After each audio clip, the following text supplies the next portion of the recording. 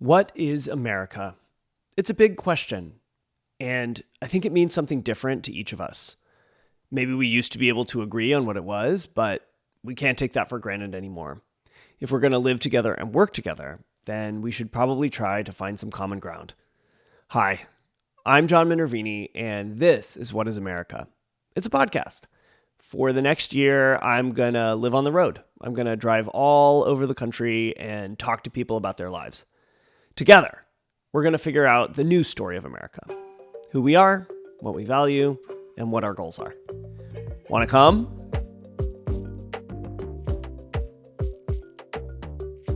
Okay, so first of all, hi, nice to meet you. I'm John.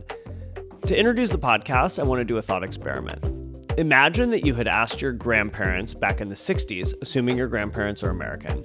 Imagine you'd asked them, what is America? Their answers would have had some variability, but it probably would have gone something along the lines of, America stands for democracy and freedom in the world. We got to take care of the boys who fought in World War II. We're going to help to rebuild Europe after the war. We're going to put a man on the moon. Got to contain the Soviet menace.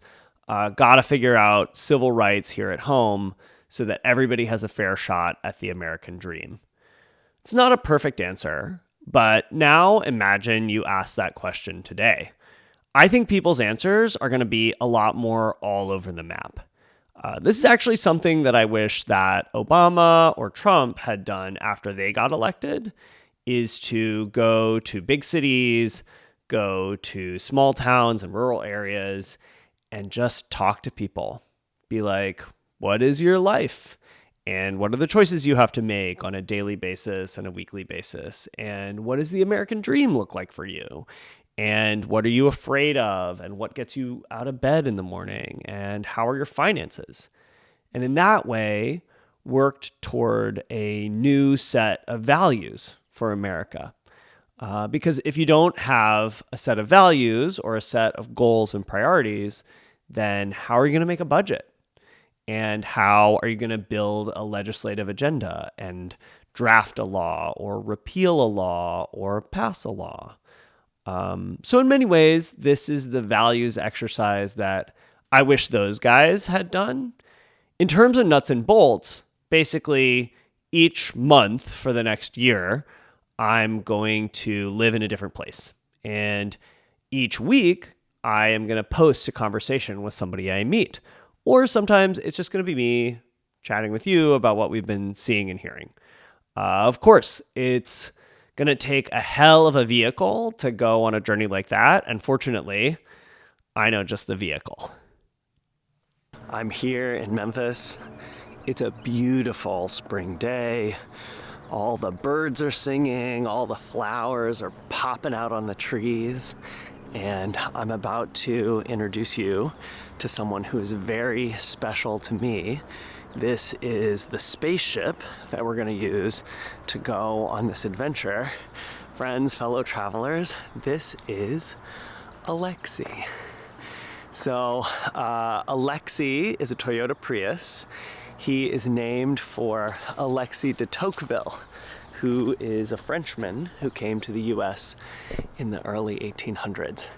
And he came here to study how democracy worked in the USA. At that time, France was in the middle of a bloody revolution, so democracy was not going very well over there.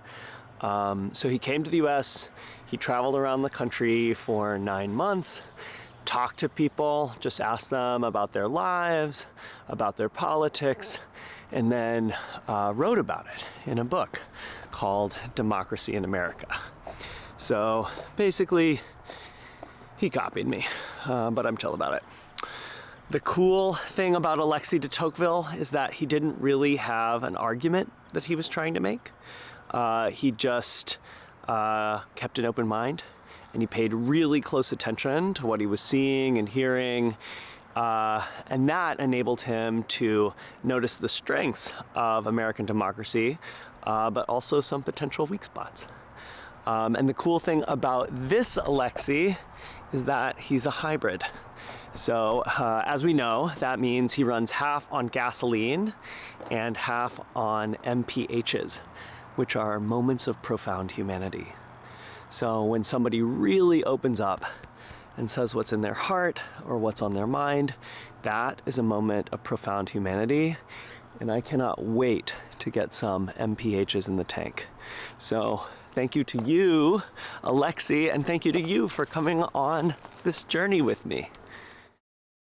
And now you're like, who is this person who is speaking to me? Which I guess is a fair question, given that we may end up spending a year together. So, hi, as previously mentioned, I'm John. A bit about me. I'm a Pisces. I grew up in Memphis and went to college in Boston. I like cooking and backpacking and reading. Interestingly, I don't really have a sweet tooth. I'm more of a savory guy.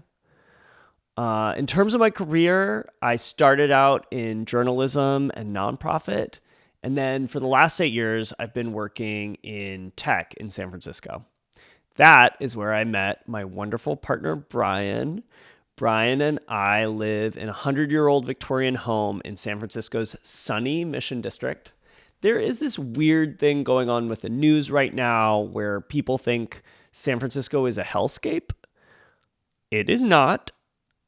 It's actually a pretty wonderful place to live, just like any city. There are streets where you should not go at night, but in general, it's pretty wonderful. Brian and I just finished building raised beds in the backyard, and this year we're growing peonies. I want to talk for a minute about how this project got started and why I'm doing it. And it all starts with the 2024 election. I'll be honest, the election was hard. I kept asking myself why, in a country so obviously full of creative, dynamic, hardworking, honest, respectful, kind people, why are these our two options for president? Not only that, I think the way we talk about politics is broken. We spend all our time talking about the 10 to 20% of things where we disagree, and we never talk about the 80 to 90% of things where our interests are aligned and we badly need government to do something. Thinking about things like education and healthcare and housing costs and taxes and trade, and I could go on. We stay hunkered down in our partisan trenches. We think the other side is bad people. We're afraid of them. We think we have to do anything in our power to keep them out of office. And that's not working. The result is that nothing much happens. Government stays deadlocked, and neither party is doing much for most people. After the election, I was walking down Valencia Street, just kind of in a daze, and muttering to myself, what is America? What is it? What is America? And I realized that in my whole life, I've never actually made an honest attempt to answer this question. Like, for as long as I can remember, I have always wanted our politics to be better, but I've never actually done anything to make that happen.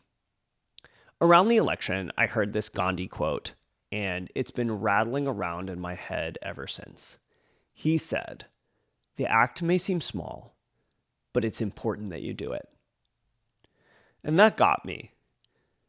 You know, sometimes in my darker moments, I think, here I am, one person in 330 million, and nothing I do is ever going to change America.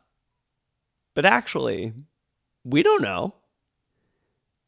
And hey, if the election of Donald Trump teaches us anything, it's that anything can happen. So rather than stay locked up in our partisan bunkers for the next 4 years, why not touch grass? Why not go outside, meet some people, hit the road, hear each other's stories, see if we have anything in common? At very least, it's going to be a super fun road trip. So, where to next? I'm recording this in Memphis, Tennessee, but getting here has already been an adventure. I spent the last few weeks in Joshua Tree, California, which is this gorgeous old hippie town in the Mojave Desert near Palm Springs and Coachella. I was getting centered and teaching myself how to shoot and edit video before the big adventure. And then, on the road from Joshua Tree to Memphis, I got hit by the haboob. which is a word that I did not know before Tuesday. A haboob is a giant dust storm that gets picked up along a weather front. It is also apparently something that happens in the southwestern United States. I was in southern Arizona heading east on I-10, and all of a sudden the highway was a parking lot. And I was like, what's going on? And then the car was surrounded by blowing dust and sand. I waited for about an hour and a half for things to get better. They did not. And then I learned that the highway was going to be closed until at least 9 p.m. So I had to bail. I turned myself around on the highway. I found a charming motel in the middle of the desert, Rose's Motel in Willcox, Arizona, where for the princely sum of $113, I got myself not just a king-size bed, but also a massage chair. I asked Terry at the front desk, I was like, so I saw the massage chair advertised on the website. What do you think? And she was like, oh, I don't do that. That's too personal for me. So of course, as soon as I got in that room, I immediately drew the curtains and sat myself down in the chair. And I can confirm it's pretty personal. I was able to make up some time on the road on Wednesday. And then on Thursday, I got into Memphis just in time for my 40th birthday dinner with some friends and family. And it felt really special and really significant to drive back into my hometown on my 40th birthday.